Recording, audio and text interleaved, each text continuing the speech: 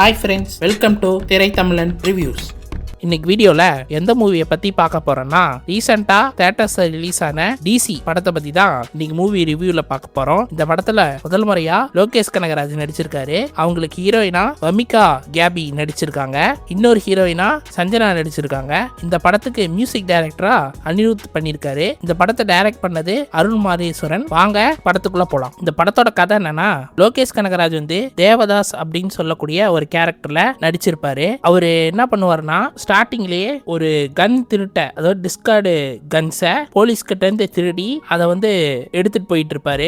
தனக்குன்னு ஒரு 4 பேர் குரூப் இருப்பாங்க. அதுல தலைவாசல் விஜய் தான் மெயின் ஆளா இருப்பாரு. அவரோட தலைமையில தான் லோகேஷ் கனகராஜ் வேலை செஞ்சுட்டு இருப்பாரு. அவருக்கு அப்பாவா கஸ்தூரி ராஜா நடிச்சிருப்பாரு, அதாவது தனுஷோட அப்பா. அவர் லோகேஷ் கனகராஜுக்கு அப்பாவா நடிச்சிருப்பாரு. அவர் ஒரு பையன் மேல கோபமான ஒரு கேரக்டரா தான் நடிச்சிருப்பாரு. தான் பையன் சின்ன வயசுலயே தான் பேச்சை கேட்காதனால அவன் புறம்போக்கா அலையறான் அப்படிங்கிறதுனால அவன் மேல பேசாம அவன் கிட்ட இருந்து ஒதுங்கி இருப்பாரு. அந்த மாதிரி தான் நமக்கு காட்டியிருப்பாங்க. இவர் என்ன பண்ணுவாருன்னா, ஒரு கேங்ஸ்டர் மாதிரி லோகேஷ் கனகராஜ் சுத்திட்டு இருப்பாரு. யாராவது தாங்கிட்ட உதவின்னு கேட்டா அதை மறக்காம செய்யக்கூடிய ஒரு ஆளா தான் இருப்பாரு. அதுதான் அவரோட கேரக்டராகவே இருக்கும். இதுல போலீஸ்காரங்களை ரொம்ப கெட்டவங்களா காட்டியிருப்பாங்க. என்னன்னா, போலீஸ்காரங்க ஒரு அப்பாவி ஒரு ஆள் கிட்ட ஒரு 7 லட்ச ரூபா பணத்தை திருடிக்கிட்டு அவனை கொன்னு போடுறாங்க. அவனோட குடும்பத்துல கொண்டாட்டி பிள்ளை, அதுக்கப்புறம் அப்பா இப்படின்ட்டு இருக்காங்க. இவரை நம்பிதான் வாழக்கூடிய சிச்சுவேஷன்ல அவங்க இருக்காங்க. இப்போ போலீஸ்காரங்க அந்த ஆளை கொன்னதுனால அவங்க யார்கிட்ட போய் சொல்ல முடியும் அப்படிங்கிறது தெரியாம லோகேஷ் கனகராஜ் கிட்ட வராங்க. அவர் என்ன பண்றாருன்னா, நான் அதுக்கு ஒரு தீர்ப்பு வாங்கி தரேன்னு சொல்ற மாதிரி அவர் என்ன பண்றாரு, உள்ள பூந்து யார் அந்த அப்பாவி மனுஷனை கொன்னாங்களோ அந்த போலீஸ்காரையே சுட்டு கொண்டு போடுறாரு. அதுக்கப்புறம் அந்த விஷயம் ஊர் முழுக்க பரவி ரொம்ப பெரிய கேஸா மாறிடுது. இவரை கொல்றதுக்கு ஒரு பெரிய டீமையே அமைச்சு இவரை கொல்றதுக்கு ட்ரை பண்றாங்க. ஆனா இவர் ஒவ்வொரு இடமா தப்பிச்சு கடைசியா ஒரு இடத்துல போய் சேர்றாரு. அந்த இடத்துல தான் சஞ்சனாவை சந்திக்கிறாரு, ஒரு ஹோட்டல்ல. அந்த ஹோட்டல்ல இவர் தங்கி இருக்காரு. அங்க சஞ்சனா பாட்டு பாடுற ஒரு ஆளா இருப்பாங்க.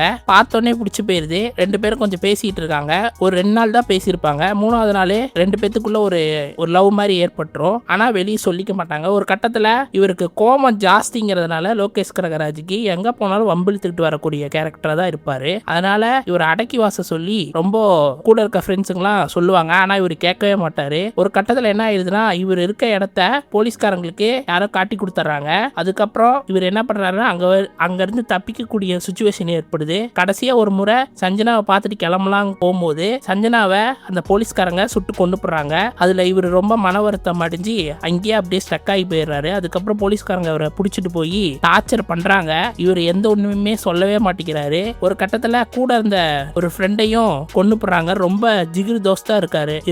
அவரை கொண்டு போடுறாங்க. இந்த விஷயங்கள் எல்லாம் லோகேஷ் கனகராஜுக்கு தெரிய வருது. தெரிய வந்தோடனே அங்க இருந்து தப்பிச்சு மிச்சம் இருக்க ஃப்ரெண்ட்ஸுங்களோட போய் ஜாயிண்ட் அடிக்கிறாரு. அதுக்கப்புறம் அவர் என்ன பண்றாருன்னா, நம்மளை காட்டி கொடுத்தவன், நம்ம ஃப்ரெண்டை கொன்னவன் எல்லாத்தையும் நம்ம பழி வாங்கணும் அப்படிங்கறத முடிவு பண்றாரு. அதுக்கப்புறம் ஒவ்வொருத்தரையா போட்டுதல்ல பிளான் பண்றாரு. அதுக்கோசரம் தலைவாசல் விஜய் கிட்ட பிளானை கேட்டு பக்காவா ரெடி பண்றாரு. அந்த சமயத்துல தான் தலைவாசல் விஜயும் லோகேஷ் கனகராஜை தேடி வர போலீஸ் கண்டுபிடிச்சிருது. அவரோட குடும்பத்தையும் டார்ச்சர் பண்ணி தலைவாசல் விஜயும் கொண்டு போடுறாங்க. இந்த விஷயங்கள் எல்லாமே லோகேஷ் கனகராஜுக்கு தெரிய வருது. எங்க போனாலும் நம்ம போலீஸ் சுத்து போட்டுருச்சு அப்படிங்கறதுனால வேற என்ன பண்றாரு, ஒரு லார்ஜுக்குள்ள போறாரு. அந்த லார்ஜில தான் முதல் முறையா வமிகா கேபிய பாக்குறாங்க.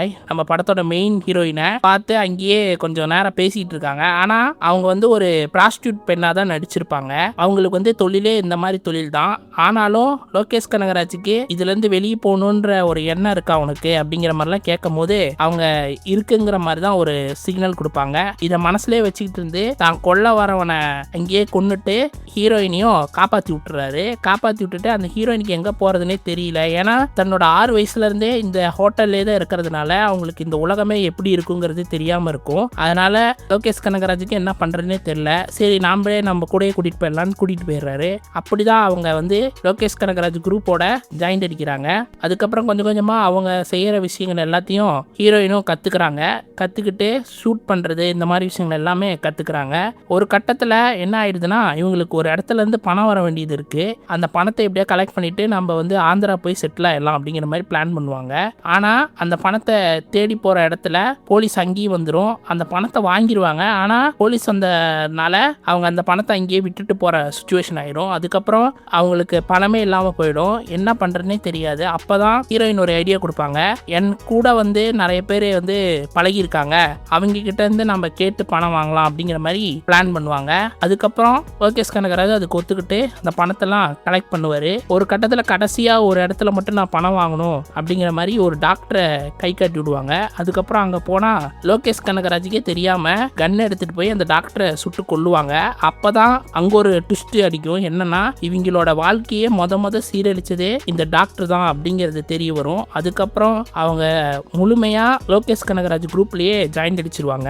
அதுக்கப்புறம் போலீஸ் இங்கேயும் தேடிட்டு இருக்குங்கிறதுனால இவங்க தப்பிச்சு ஒரு இடத்துல பதுங்கலான்னு நினைப்பாங்க. ஆனால் எல்லா இடத்துலையுமே போலீஸ்காரங்க வந்துக்கிட்டே இருப்பாங்க. ஒரு கட்டத்தில் ஒரு ஆதரவற்ற ஒரு பில்டிங்குள்ள ஒரு குடும்பம் வாழ்ந்துட்டு இருக்கோம். அவங்களோட இதில் ஒரு நாள் நாங்கள் தங்கிட்டு போயிடுவோம் அப்படிங்கிற மாதிரி போய் செட்டில் ஆகுறாங்க. ஆனால் அங்கேயும் போலீஸ் வந்துடுது.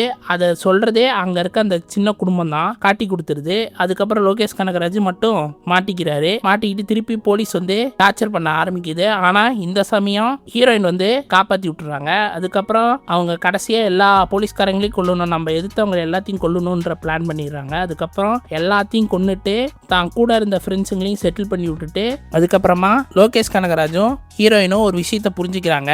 நாம் வந்து நிறைய இழந்துட்டோம், இனிமேல் நம்ம வாழ்க்கையை பார்க்கணும் அப்படிங்கிறதுக்கோசரம் ஹீரோயினும் லோகேஷ் கனகராஜும் ஒரு காரை எடுத்துக்கிட்டு அப்படியே போயிடுறாங்க. படத்தையும் அப்படியே ஓப்பன் எண்டிங்காகவே முடிச்சிடுறாங்க. மொத்தத்தில் இந்த படம் எப்படி இருக்குன்னா, 18+ படம் தான், ஏ கண்டென்ட் தான். ஆனாலும் படத்தில் ஒரு சிம்பிள் ஸ்டோரியை வச்சு தான் படம் ஃபுல்லாகவே நகர்த்தியிருக்காங்க.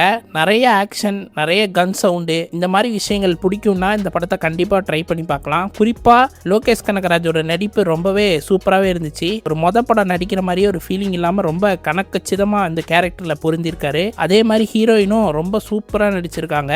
அவங்களோட நடிப்பும் ரொம்ப தனியாகவே தெரியுது. பிடிச்சவங்க செக் பண்ணி பாருங்க, சப்போர்ட் பண்ணுங்க. இந்த வீடியோ பிடிச்சிருந்தா லைக் பண்ணுங்க, ஷேர் பண்ணுங்க, கமெண்ட் பண்ணுங்க, மறக்காம சப்ஸ்கிரைப் பண்ணுங்க, பக்கத்துல இருக்க பெல் பட்டனை அமைக்கிருங்க. இன்னொரு வீடியோல சந்திப்போம். தேங்க்யூ.